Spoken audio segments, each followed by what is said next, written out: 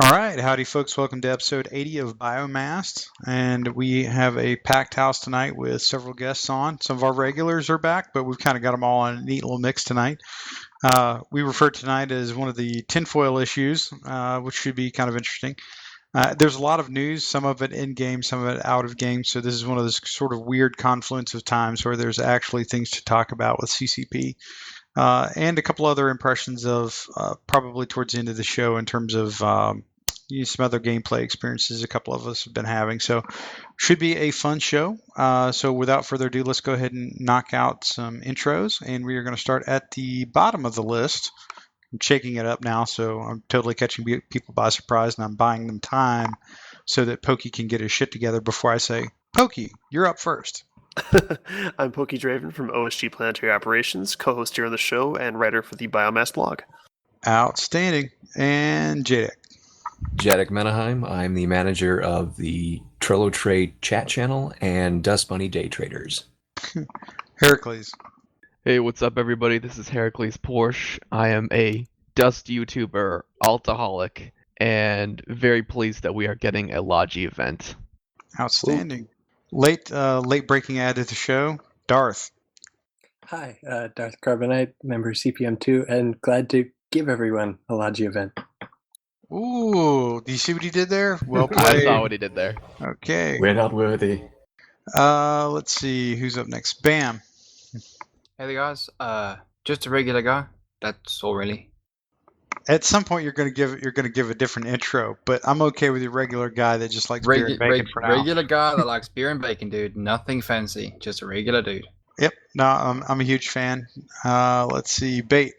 Hey, what's up, everybody? I'm Aiwha Bait. I'm a member of the Incorruptibles Corporation and a writer for the Biomassed blog.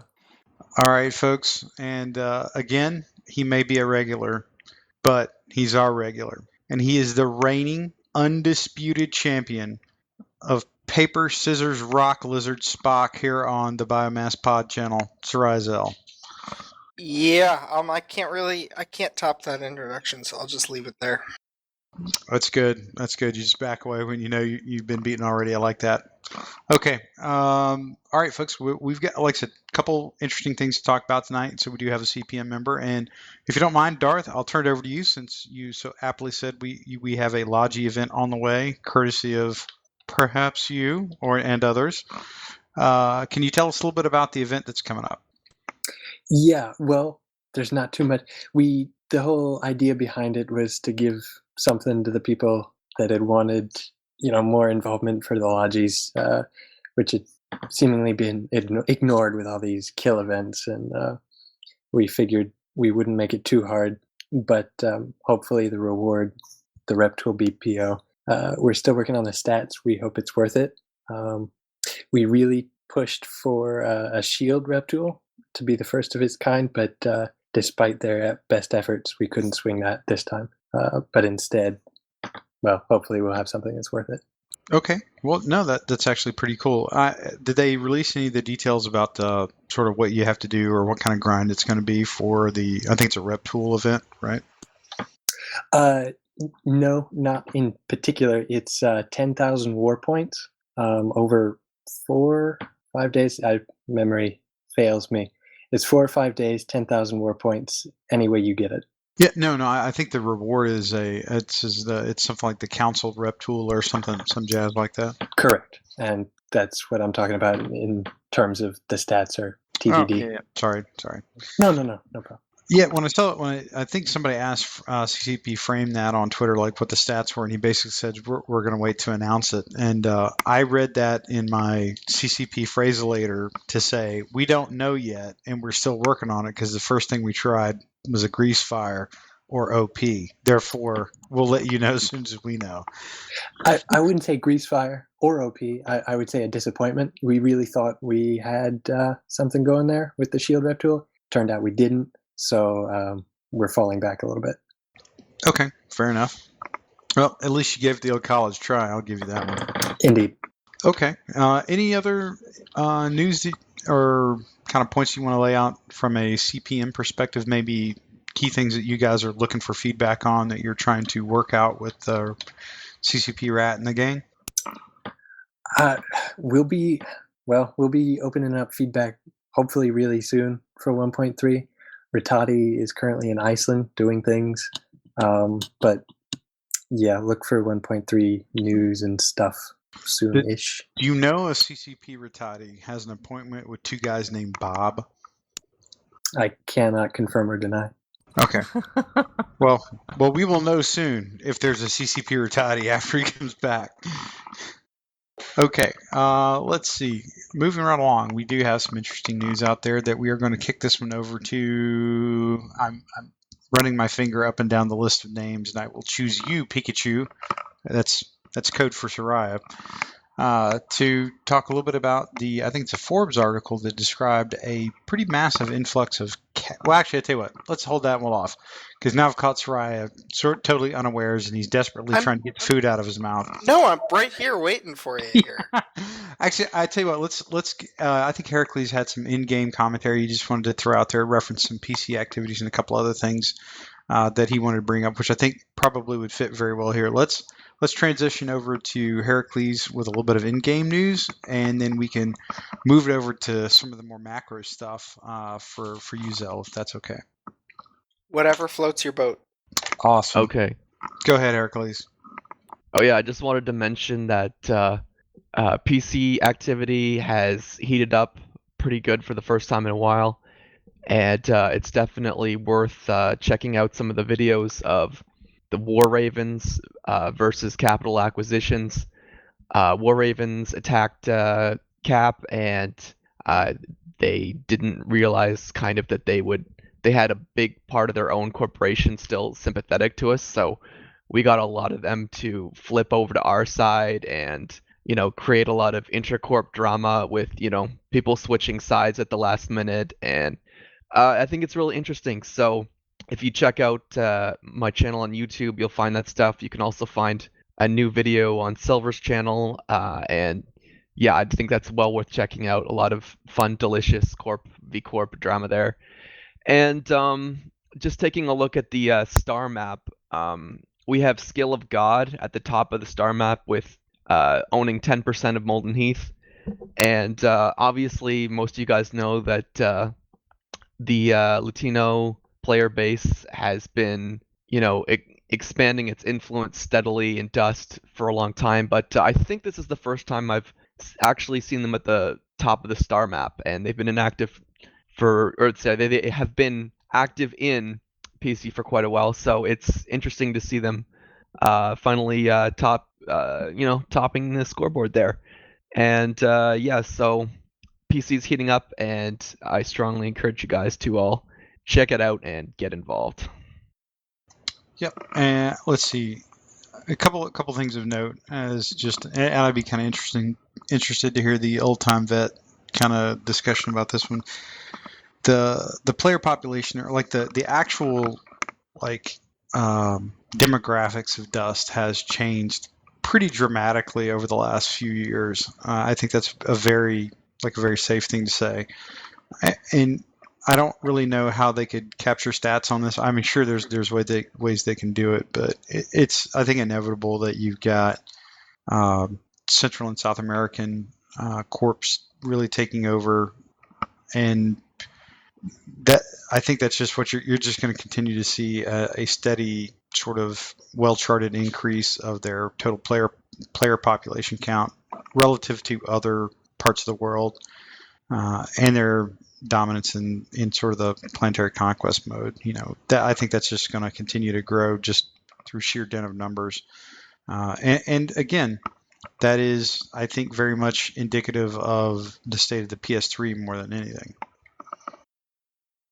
I think you blew people's minds, Jay. I mean, it was interesting. I mean, I'm sorry. the North American audience is, still here. I think the biggest change probably was we seem to have had an exodus of Japanese players. I mean, it didn't really happen overnight, but I just don't see Japanese players on the way that I used to. That's the biggest thing I can think of in terms of, player migration. I've kind of noticed that too, and to be honest, I'm kind of happy about that. I mean, not that, losing players is bad for the game, but those Japanese players, god damn, they're brutal in game. Holy shit. But it is sad to hear that they are leaving and to see less of them. Hopefully we get them replaced with more Latinos, if that doesn't sound too bad. No, it Well, doesn't. But what you're describing is, honestly, it's what you're describing is sort of the cultural, it's like the migration of how a game system works, really, or how a game itself will work. In this case, a game system. The Japanese were heavy early adopters in Dust, and they had there's not a lot of Japanese-centric Eve activity going on, but free-to-play first-person shooter on a Sony product, there was a very strong and very solid contingent of Japanese, like non-English speaking Japanese groups of people that played that left their mark for a long time in Dust. And they were supported to a degree by some folks on the Eve side, but predominantly the game was carried for the longest time by North America, Europe, and Australia. In all fairness, and then the Australians kind of bled out, when they started shutting their server off, and a variety of other things happened. Plus, they had the toughest connection speeds of anybody. It just kind of worked out that way. So for North America and Europe carried large chunks of the Dust community for a long time. And as PS3s died and PS4s came online, or people just got frustrated with the game, even while the PS3 was viable, you saw a steady migration to like Central and South America, where PS3s are far more affordable, and a free-to-play game works really well with the economic situation that most of those countries have. The only other place that you normally would see that, traditionally where you would see that kind of transition was like in the Korean markets or other parts of Asia. But they are much more on par with where the Japanese are, at least nowadays. And I remember this all the way back when, probably 15, 20 years ago, you could see the migration of games when you had several competing game systems, not just the Xbox One and the PS4. You had multiple types of generations of game systems out there. You could see how these things would migrate between countries. So I think it's pretty natural, but it's also, I think, just a sheer market trend that you have to watch. When you're working these things around, there's really no other strong, viable markets that have any kind of real potential for growth, and even that growth is somewhat limited. So the North American, European markets, they probably are what they are, and they will only get smaller. Whereas you probably still have a little bit of, a little bit of margin for like overall increase in growth in sort of the Central and South American markets, and maybe a few other areas where the PS3 is a much more viable product than the PS4 is right now. Yeah, I don't remember when it was that they shut off the Oceanic server, but that's no longer an option for players. And I thought I heard rumors that the Asia server had been shutting down or was going to be shut down, but I still see it on the battle server list. So considering where CCP is located, I doubt that'll ever get shut off. But yeah, if you look at, I actually find it interesting thinking about where the star map has been and the cultural changes. Like, you remember back in the day when PC mattered more because there was a big pile of ISK to be had from owning districts. Like, you would millions or billions of ISK would flow into a corp that owned a big percentage of Molten Heath, and corps like Nyansan and Nyanshan together owned like 33% of Molten Heath, and the Japanese player base, they cared about taking over and filling their pockets. And when they changed the game mechanics, I don't know if it's correlated, but they're completely out of PC now, the Japanese player base, and now we have the Latino player base, taking over PC. And what motivates most people to be in PC these days is not ISK. It's personality stuff. People get in these fights because personalities clash. If you look at all the background stuff that's going in PC, it's people with egos butting heads, and that's what drives people to get in these corp battles these days. So it's been really interesting to watch the star map change along with those cultural trends and all that stuff. Yeah, kind of from like an anecdotal perspective, with the many Japanese contacts I have on Twitter, it seems like a lot of the Dust playing population has switched over to Warframe. I don't know, maybe they're interested in the meta conflicts there. Yeah, but yeah, I've seen a lot of players, Japanese players from Dust, swap over to Warframe. Yeah, no, They did I not think it's fool pretty around fair. when they played this game either. Like they Q sync, they whatever game they were in, they took it over. If you were against a squad of Nyan-san, you had no chance back in the day. You were fucked. You were messed. Well, Yeah. Okay, well here's the thing. I mean, they were incredibly organized. They were very tightly knit, but they had really two significant advantages. The first one is this thing called a time zone.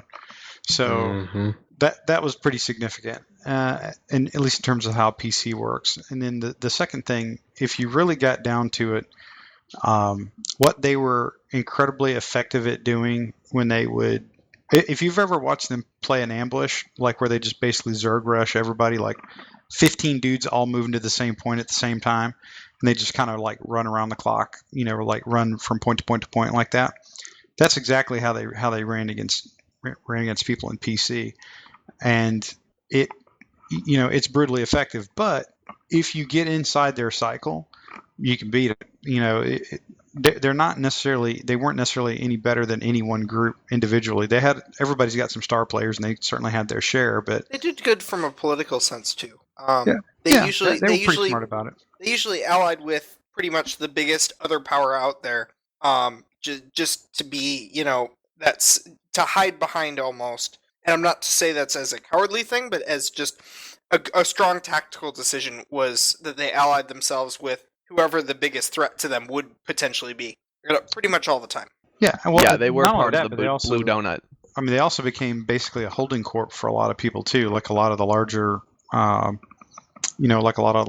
entities that they would be partnered with, they would actually hold districts for them because they had a significant time zone advantage. So, I mean, like I said, it is kind of interesting how all these things work, but I see nothing that does not tell me you're going to have more and more and more, Central American and Latino folks playing the game, which I think is great. I mean, I have no issue with that. It's a matter of some games are dominated by certain parts of the world, and certain, cultures is not the right word, but it's literally more about kind of the country and where things are at in the, sort of the game life cycle. So kind of is what it is. But I did want to actually kind of make a quick leap over and kind of tee up this for Sarazel, because he did find a couple articles, or at least one in particular, that I thought was very interesting. And he and I and Pokey have talked about it a little bit, and it'll be interesting to hear your guys' take on it.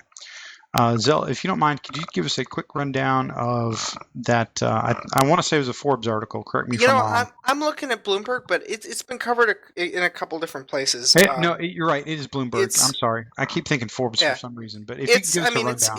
It's a major thing as a business deal, and it's been seen, is that basically they did a funding round, which is kind of a thing that usually startups tend to do. To raise a bunch of investors for a project, and they raised $30 million, led by the venture capital firm NEA, specifically for the purpose of development in VR. It is an investment in their VR development arm.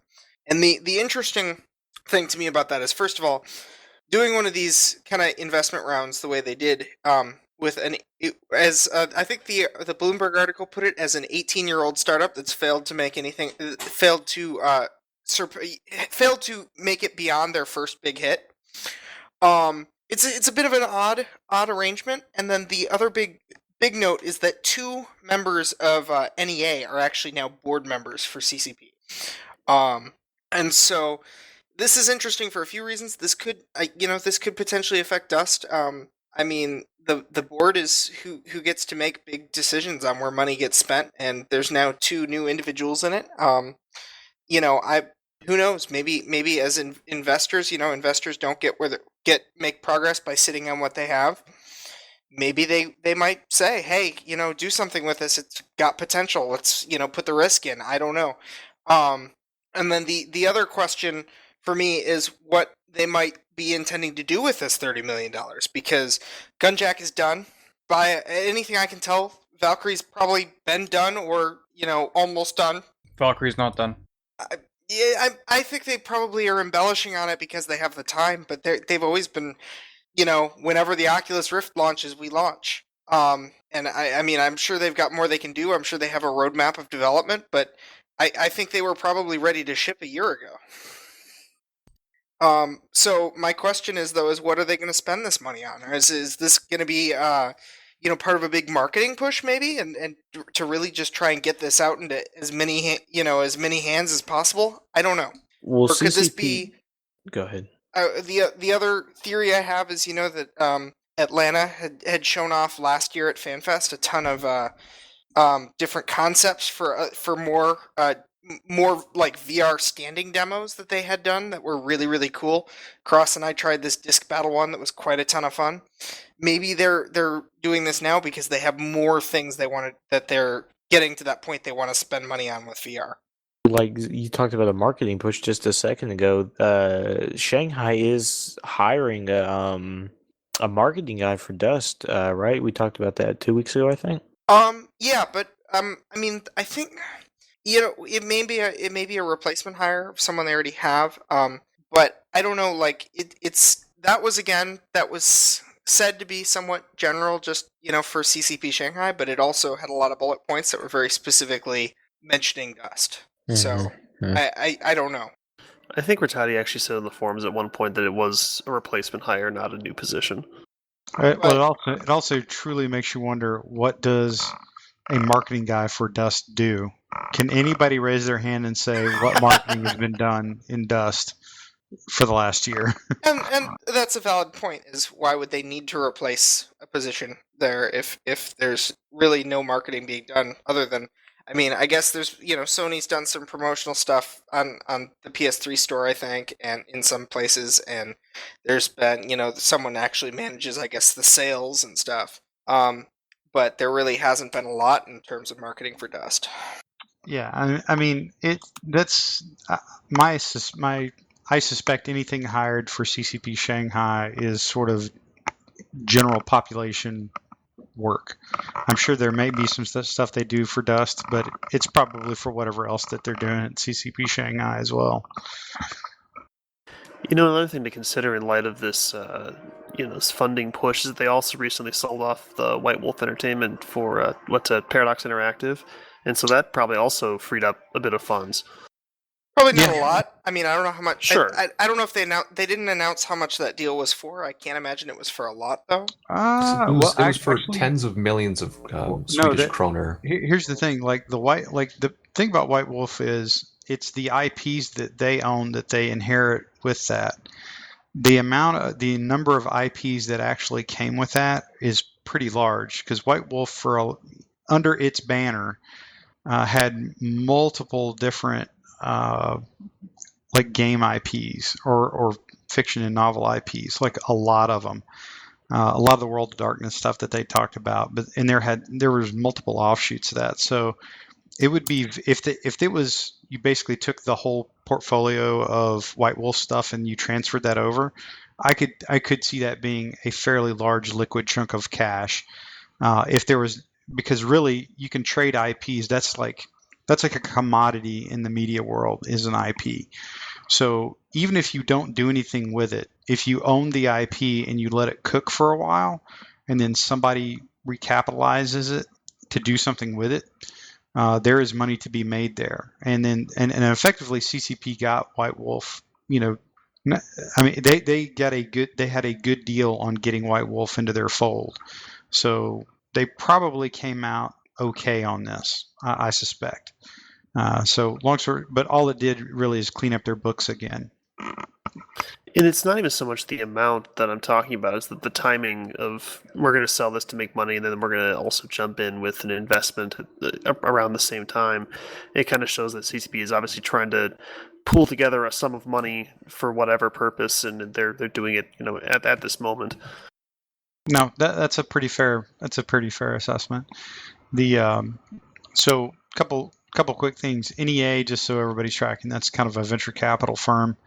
And if you go to NEA.com, like the first thing you see when you pull it up on the splash page is CCP.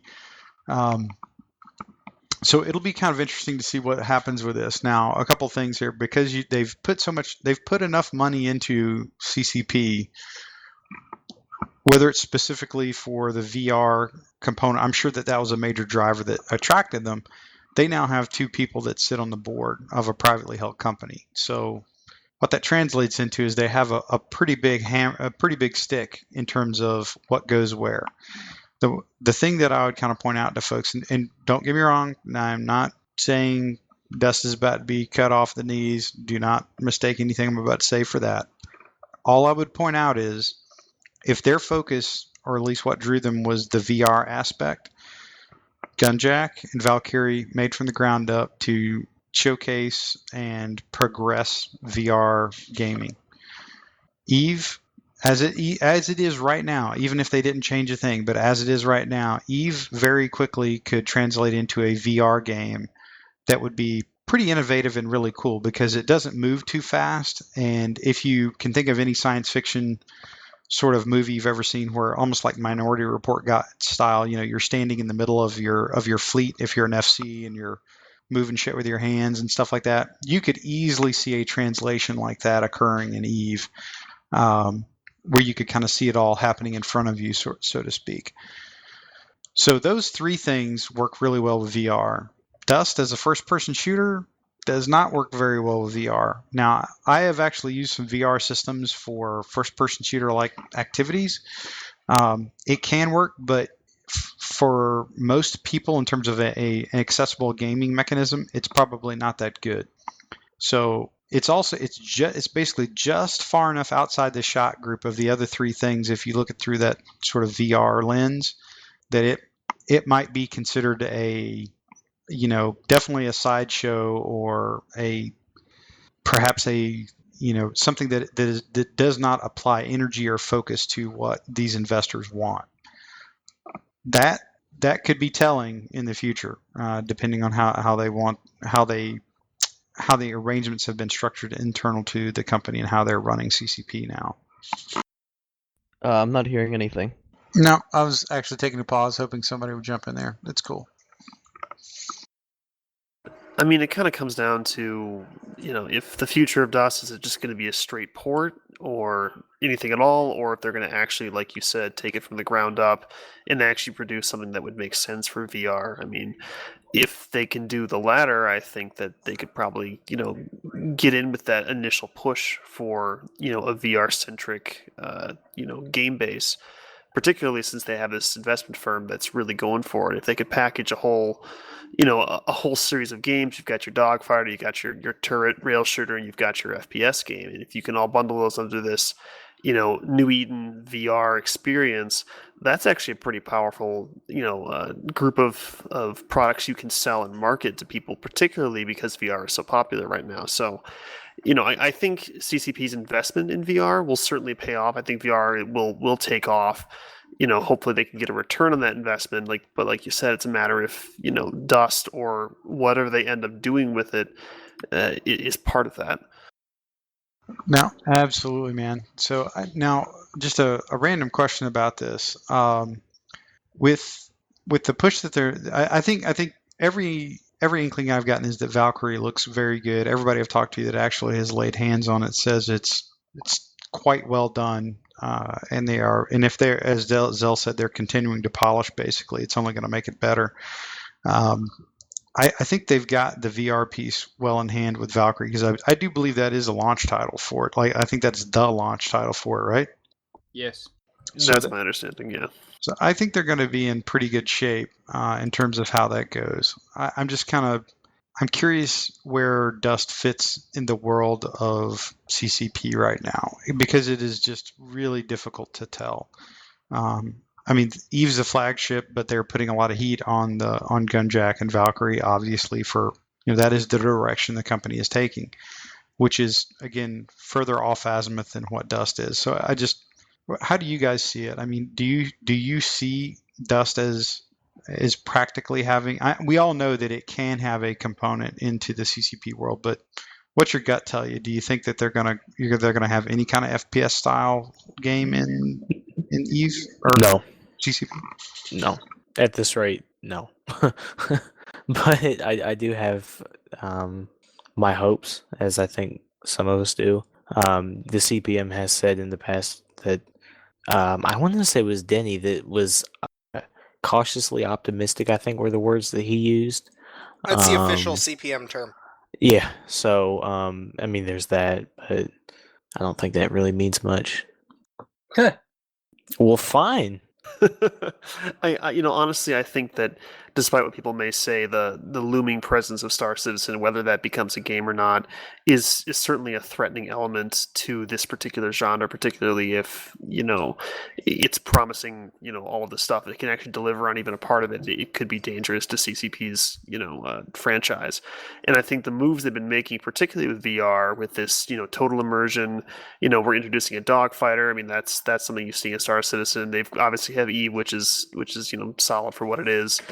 And then Gunjack is a little more fluffy, but it's still part of that VR experience, and they want to spread to as much of a target audience as they can. Now, I think that an FPS element, which again is also stated to be part of Star Citizen, is important, and I don't think that CCP, if they are indeed going to try to make a front against that style of game, which for the most part is becoming much more popular, kind of that persistent big open universe, particularly with space games. I mean, you see other developers kind of starting to edge into that sort of thing as well. I think CCP hopefully recognizes that they need to, remain current. They can't just ride out Eve as it is forever. They need to expand and actually bring features to that universe that can compete with those other franchises. And I think that, they can't be selling games anymore. They need to sell a universe. They need to sell an entire experience. I mean, even if those games are loosely connected and there isn't a lot of crossplay, the fact that you can have people go, oh, I tried Eve Valkyrie, that was cool, oh look, now there's Eve or Gunjack or Dust 514 or whatever. If you can sell that universe, that's gonna make you in a much stronger position in terms of competing with other companies that are pushing into that kind of market. Now, I think that's a really good take on it. Hey, Bam, I'm curious, man. You've been around the block on this type of discussion for quite a bit. What are your thoughts on this? Well, it's actually quite interesting. If you remember way back when, in many years ago, in 2014, I did make an article and a series of videos based around the theories of VR tech and CCP. I'll just start from the beginning again because this is BAMM's Tinfoil. All right, so sit back and get the popcorn. Right, when we looked at the financial year-end report for CCP, they had hired a company called Novator Partners LLP, and basically they don't deal with games; they deal with shipwriting companies to sell off. Now, with their recent selling to NAE, and I say that because CCP are within NAE's portfolio. And if you look there, the associated team are Harry Wheeler and Andrew Schoon. I believe these two guys are the heavy hitters on the board. So if you think about it that way, they've got 30 million pesos to invest. So yes, they could have a huge marketing campaign, spread the word of CCP, spread the goodness, spread the love, or they could reinvest it. Now everyone here is complaining dust. Yes, I understand. Dust 514 is a game I've loved. I love it still. I love the people that play it, all that jazz. But you guys are forgetting Legion. That was a ground up start as well. Similar to Valkyrie, similar to Gunjack. I reckon a part of that's going to go and get invested into Legion, and Legion's not going to be standing up its own 2 feet very soon. And yes, Legion will have a VR capability because, as Pokey said, which I agree with, you're not selling a video game anymore nowadays. You're selling an experience. And yes, people do say that it's difficult to have a first-person shooter with a VR environment, but think of it this way. Instead of you moving around the VR world, why doesn't the VR world move around you? And all you have to do is look left, right, up, and down, So it's interesting to think, This Harry Wheeler guy, for example, is one of the titans of technology and known in Washington. He doesn't make stupid, half-assed bets. He's a clever chappy. So I reckon in a couple of years we'll be seeing, an Eve Legion or a variant of a first-person shooter. And yes, sadly, I'm with these guys when it says port that flippin' game off that bloody console, because that game will die on that console. It will die. Get it off. Even if it's on the PC, I don't give a shit. Get it off the PS3. Just get rid of it. It needs to be put on a different platform, because if it's on the PS3, it will die. So yeah, that's basically the Tinfoil. So they've shipwrighted the company to sell it off to NAE. NAE's bought it. They put 2 heavy hitters on the board of directors. They've invested a huge wad of cash. They are not going to let that wad of cash just sit idly by. They're going to plow it into VR tech, and I reckon Legion is going to be standing up very soon. Watch this space. Watch next year's FanFest. It'll be very interesting to see what happens next year's FanFest. But yeah, that's my BAMM bacon theory. And no, I haven't made a video about it, but it's on the tip of my tongue to make a video about it and stick it up onto the old U of tubes. So yeah, interesting stuff's happening. Very interesting stuff. I do like where your head's at on it. It's one of those things where, as much hype as they're putting on Gunjack and Valkyrie, and they still continue to beat the drum for Eve, but they say literally nothing about Dust. To me, it's pretty much why I stopped playing Dust. In all fairness, is if the company doesn't support the game, why should I? Yeah, this is true. But just to pull the pin out of the bacon theory a bit more, to let more lovely juices flow into your brain parts. Jadek posted a couple of tweets about the Eve drop suits leaks from Sis. All right, now people are saying yes, these are uniforms to make their Eve dolls look pretty, but if you look at the details and textures and qualities of these suits, to me it says they're actually developing suits for Legion, because these suits look too damn good to be just dress-ups, you know? They look very, very, very good. I mean, it even says armor suit, MMO1, Sisters of Eve red top. I mean, hell, they're developing Legion. Definitely are. I mean, I know Legion got shelved, you know, to help cut costs back and whatever have you. I mean, damn, it got shelved. Now they bringing it back. And that's why, you know, people are saying this, that, the other, meow. So, you know, it's just Tinfoil. I know it's complete and pure speculation, but it's tantalizing to think that maybe one day we'll be graced with a beautiful game from Eve, and it will be a first-person shooter, and I will blow a spaceship out the fucking sky with my big-ass gun, and I will top an Eve corporation. Booyah. Those eggers ain't got nothing on me. Okay. All right, that's fair. Anybody else want to hop in on this one? Somewhat related, but kind of back on the VR topic, there is a video on YouTube of a tech demo of first-person camera perspective for EVE Online. And anyone who's played EVE knows that this is functionally pointless. However, it does make for a nice test bed if you want to strap on a VR headset and fly your frigate around. It would look pretty damn cool. So again, that's another thing kind of pushing towards this VR focus within the company.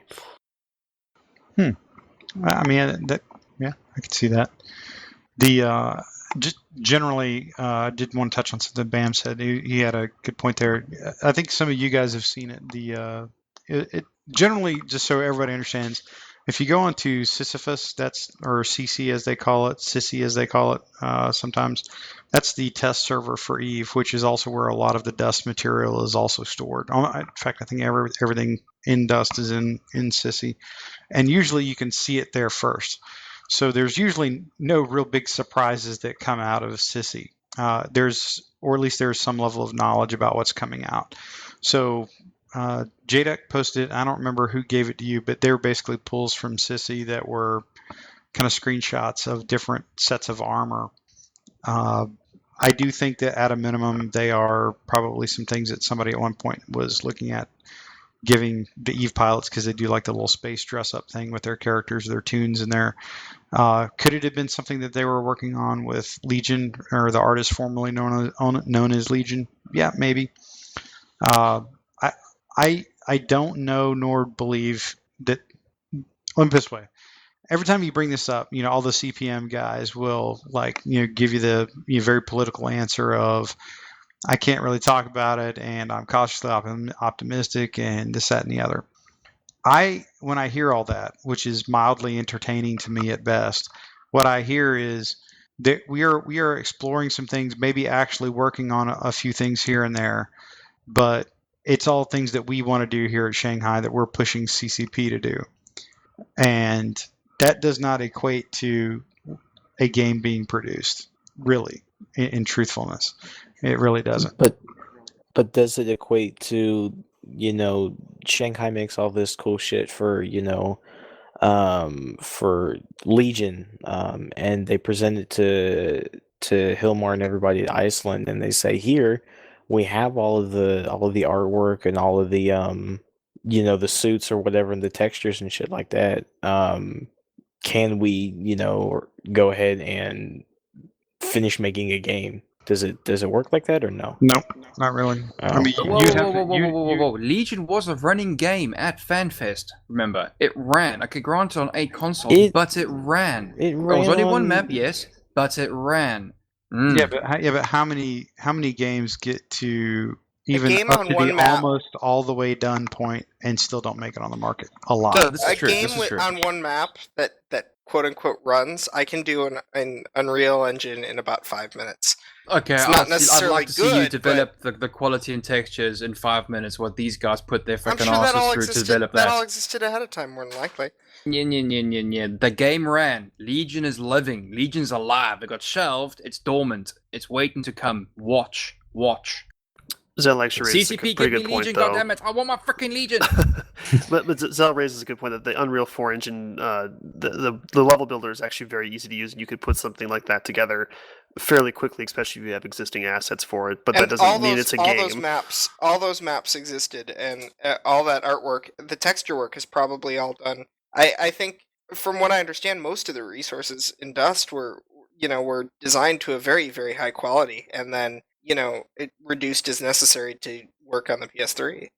Yeah, and I mean the Unreal 4 is actually a very powerful tool, and if you've ever played with it, I've been touching on it a bit, but you can basically drop it, and the first-person shooter element is built in as a template, and you can pretty much apply existing models to it and build a level, and you can walk around and do exactly what they showed in that trailer fairly quickly, again, if you have those assets already built, which they very well might have. So it certainly was not necessarily a running, working game, but it is something that they obviously toyed with, but that doesn't necessarily mean that the game was done or anywhere near completion. Oh no, I understand that, but you must understand, I'm not a keyboard techno wizard by a long shot. I'm just a simple, normal marine engineer, alright? What I saw was a game. I know it's there. I want that game. Give it to me. Another thing, BAMM, too, is just the art style of these suits doesn't really seem in keeping with what's currently in Dust. They may look a little Caldari, but yeah, they look very feels, Caldari. Yeah, yeah, very Caldari.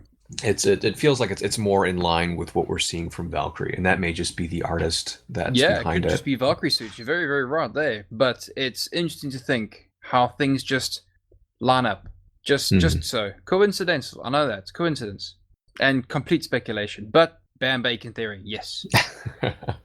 But it is a good theory, and good in that it gets you thinking, and it makes you look at things from a couple different angles. I mean, my perspective is, longtime fan of Dust, massive potential for the game, and they actually did do some fairly groundbreaking stuff. But I just, like I said, if I don't see the company supporting the game, I will not support it.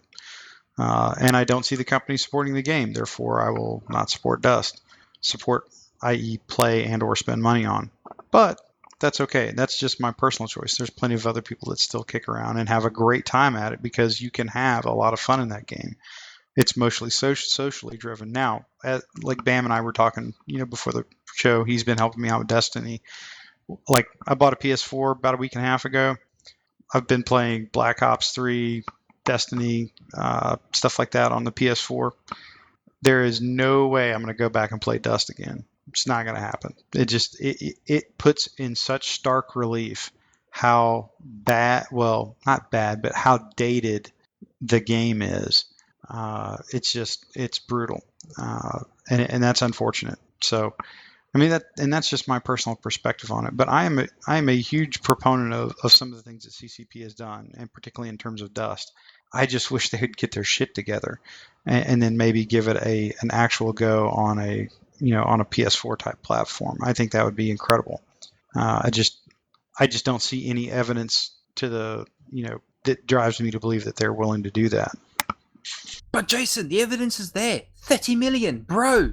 There is light at the end of the tunnel. Legion is alive. Have some faith, bro. Well, I think there's money there. I just don't think it's going to anything named Legion or Dust or Shooter.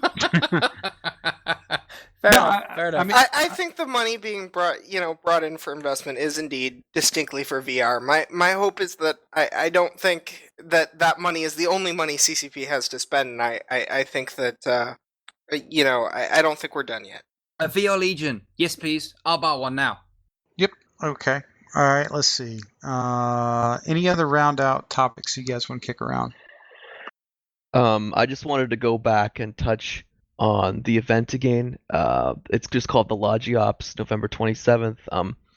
I know we are all very much in agreement that Dust needs a port, that it's gonna die if we don't get a port, but I do want to give some props to the team at CCP Shanghai for actually getting us a Logi event, because the player base actually has been mentioning this particular thing, getting a Logi event and wanting a Logi event for a decent amount of time. So, like I said, we all have things we want from CCP really badly right now, but let's give them props where props are due. They did actually respond to something the player base wanted.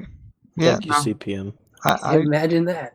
I would agree with you. Now, I would also be the negative Nancy on this one, and let me. Because you throw couldn't this out. not. Well, no, I actually can. I mean, the reality is you're right. They did a solid by throwing an event out there. Now, how many? What number of event is this? I don't know. I haven't been keeping a tally. Darth, like- did you mention it? Restate the question. What event number is this? I think he's asking how many events we've had in total. In total, I have no idea. I know. Go ahead. Does she know? How about 6? No, it's a hell of a lot more than that. No, it's No, more about than 6, that. bro. Yeah. 6 I give a shit about. We Well, the started ones you give a tracking shit them about. in April last year or whatever, and this will be the 7th so far, 7th or 8th. So it's been a lot more than that if you count the years before that. Right. So I think it's closer to 15 when you go all the way back. It's about 14 when you go all the way back. And we've only been asking for Logi events since the game came out. So Heavy events, bro. The only events you need to go for. So, but my point though, Heracles, is you're right. I do give them props, I have said this many times. The work that Rattati and 5 dudes are doing, is pretty epic in terms of keeping the game alive and keeping a community engaged on it. Hands down, no questions asked about that. I'm just pointing out that everything that they're doing to limp the game along, it's literally like giving aspirin to somebody with a broken leg. it's helpful in the short term, kind of, but it doesn't actually get to anything about what's going on, what the root issues are. That's my only point. Yeah, and you are welcome to restate it. Let's see. I am looking around. Go ahead. You're looking. You don't have to look far. You can just look at the channel chat. Yeah, that's what I was trying to read. Sorry. Jadek wanted to bring up that a CSM member, Chance Ravine, had a theory that somehow Dust was going to play a part in what I view as inevitable. I think but the notion that Eve will go free to play and that Dust will be part of making that happen. And I don't really see a lot of his logic. I'll let Jadek explain if he'd like. But I definitely think Eve is going to eventually have to go to free to play. There's very few games that aren't at this point, and I only think you can stay ahead of that curve for so long. Yeah, I was a little confused by some of the points Chance was trying to make with removing certain aspects of Dust skill progression, but I think the basis of it was using the transneural skill packet topic that was brought up a while back, Eve's side, and bringing that into Dust as a way for Dust players to extract skill points from themselves to sell to Eve players who may not want to buy into a subscription, but they can fast track their progression by using skill points from Dusties, and vice versa. Eve players extract their skill points, sell to Dust mercs, and it's just you're making basically people into consumers of these products, and they pay to extract them. I mean, the thing to me is that with everything that he was talking about, is that it seemed like he didn't realize that we already have a system for monetizing skill points in Dust, and it's called boosters, and they can be bought and sold. Just like any, a booster is effectively like a month subscription in Eve. It gets you your skill development. There's already that clear tie, similarity there. Except for the fact that the Eve subscription is mandatory and the Dust subscription, quote unquote, is not. Mm-hmm. I do think the transneural skill packet, though, is in some way some preparation for making free to play feasible for CCP. I'm not exactly sure what their whole formula is for it, but it's got to be in mind for them. I think they've. I mean, even if you listen to anybody but the most crusty longtime Eve vets, they would tell you that. I mean, the ones with like can rub two brain cells together, they know they have got to move to a different like profit model. They understand that. Just because that literally, I can't think of another game that's truly subscription based like Eve. World of Warcraft. Is it? They are still subscription based. They have kind of a quote unquote free to play, but it caps out at level 20, which is a fifth of the game. And so yeah, I mean, while obviously by its sheer size, it's been shrinking for years, but it was such a strong base to begin with. It's still larger than most other MMOs. That they've been hanging on to it, but even them, I think World of Warcraft is going to be free to play within a number of years as well. Well, yeah, that model would go very easy for them. I mean, they could very quickly turn that game into free to play if you think about it. I mean, whereas Eve that would be a dramatic shift. Yeah. I mean, it's very easy to figure that how World of Warcraft would work free to play. Eve, the biggest thing that kills it is economic. Is there's so much on that game on Eve that's tied to Plex, which is effectively a month of subscription containerized into an in-game item. That absolutely, it's very interesting to think what would be involved in trying to make Eve free to play, but it's got to happen at some point. Final Fantasy XIV is also subscription based, and that's actually going very strong and very well for them. So, I think it can exist both ways. It just kind of depends on what your demographic is going to be. Well, they're trying to grow their demographic, so they got to figure something else out. And the majority of new players, think about it. I mean, Eve is, I think, by a large margin, the oldest average demographic of any game floating around, like in terms of actual age. So, like dudes like me, if you're over 30 or 30 or 40 years old, and you have some liquid cash, and you don't mind coughing up $15 to $30 a month, fine. And in fact, a lot of people in Eve have multiple accounts, which further skews their numbers. So you're paying potentially, at least back in the day when it mattered, you would pay $15 per different accounts, even though you could run up to three tunes on one account. So I see they would have to dramatically change how they do business because of the amount of money that like a single individual was pulling in versus what in free to play games, you live off guys like Dene, off the whales, whereas you had a much more consistent and well distributed income source throughout the players through the subscription model. So I don't know. It'd be interesting to see. Now, reference Chance's article, or his blog rather. I thought it was kind of interesting how he looked at it. I don't buy it, but the fact that a CSM was at least thinking of it, I think that's a good thing. I've had a couple Eve players, like longtime Eve players and kind of blogger podcaster guys approached me here very recently about starting up Dust Tunes. And then I very quickly pointed them to some different corps that they could go to, because they all asked to join mine. And I was like, well, there's only so many of us. And it's more of a veterans sort of retirement home. So, but there are some people still interested in Dust, or at least the idea of a game like Dust. Like I said, until you can see any visible or practical evidence that CCP believes there's a game like Dust that should be part of the Eve world, it's kind of hard to get really fired up about it. Okay, boys, we're going on a little bit over an hour right now. Unless there's any objections, I would like to kind of go ahead and kick off shout-outs. We're actually under an hour. Certainly. Sweet. We'll be over an hour by the time we're done with shoutouts. Well, We're that's at kind of what I about was thinking.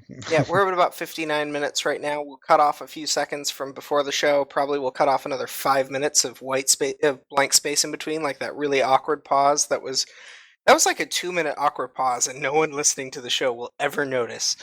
That's very true. So, Well, they will now. in honor of that, we will start out with our shout outs. So, since we started at the bottom of the list, we'll start at the top of the list. It's Rizel. Go ahead. Shout outs, brother. Everyone in Paris. That's it. Word. I like that. All right, Bait. Yeah, I'd like to give a lovely shout out to the cop that pulled me over last night and knocked down my speed by like I think 11 miles an hour. So that guy was pretty cool. Let's see what else. I'd like to give out a shout out to the CPM and CCP for giving us a cool Logi event next week. Thanks. Shout out to Corporation Incorruptibles. Love playing with you guys. Had fun this weekend. And finally, I'd like to give my shout out to Morgan Starkiller on the Eve side for booting up his Dust Tune and playing with us. So that was fun. Good deal. All right. Bam.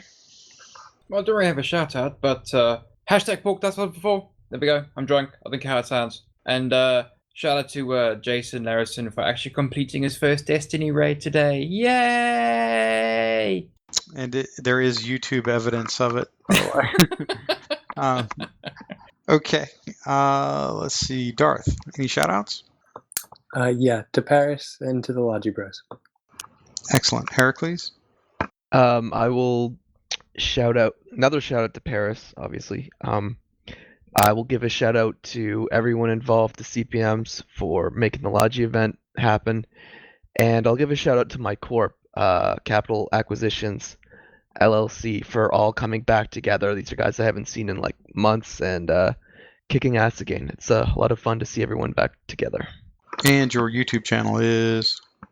Heracles Porsche. Oh, and I'm still looking for someone to write me a Dust 514 machinima script. So shout out to whoever does that. Alrighty. Okay, let's see. Jadek. Shout out to my friend Marie. Glad she checked in safe. And shout out to all people of Paris. Well done. Pokey. Again, shout out to the French and everyone involved in that attack. That was pretty rough stuff. So for those who are okay, I'm glad, and for those who were affected, I'm deeply sorry. And also shout out to CCP for giving us something to actually talk about for once without scraping the bottom of the barrel. It's been nice to have some substance to chew on for the show. So thanks for that. Yep, absolutely. Kind of without saying, shout out to the folks of Paris and France at large. Not much that you can say about that hasn't already been said. I would tell you though that when you look at the number of people that were affected by that, and you play kind of the degrees of separation game, you might be surprised how many people that know somebody that was there, really, not just sort of figuratively, or that you knew people around there. So if you've ever done any international traveling, or even if you haven't, you might be surprised how close this actually hits to home, even though it seems like it may be a long way away from you in France.